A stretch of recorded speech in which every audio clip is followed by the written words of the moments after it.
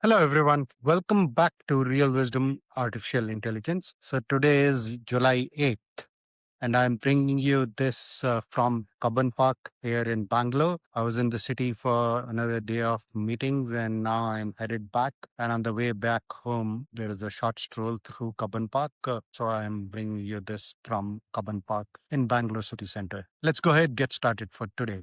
Today's dose of Rashmi is an integrated intelligence organization operating from a stable purpose, approaches any challenging market conditions as an opportunity for growth. So, this dose of Rashmi is the organizational equivalent of something that I've talked about in the past in the series, that there are no real problems, there are only situations. It is your mindset that turns it into a problem or an opportunity. And the other thing that this dose of Rashmi, as I reflected on it, it reminded me, and it is interesting. Yesterday, me and Chief Heart Officer at the RASHMI.ai, Morgan, we pretty much talked about this. There is this concept that I picked up several years back from Gary Zukov's famous Seat of the Soul book, that you have a choice to approach any situation in life either by with fear or doubt or love and trust. So when you look at it this from the three-layer Rashmi attention identity architecture,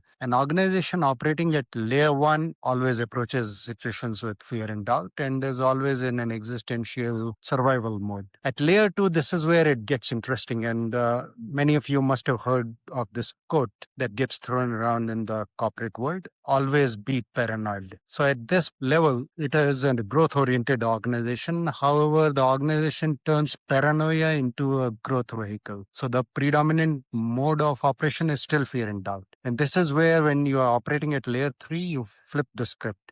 You approach situations with love and trust, and any challenging market dynamic becomes an opportunity for growth. And for us at the RASHMI.ai, in trying to advance this purpose driven innovation mission in predominantly money first, money driven ecosystem, money driven culture, it is challenging. However, we view that as an opportunity. And that reminds me of something else that I've talked about in this series in the past, that when there is a system that we don't like, there are three choices that are there in front of us. And most of the time, people make one of the first two choices. Either they exclude themselves from the system or they grudgingly become part of the system. We are taking the third route, which is what I've said in the past in this series: be the change that you would like to see in the world. And we are viewing the challenges as opportunities and are truly excited about it.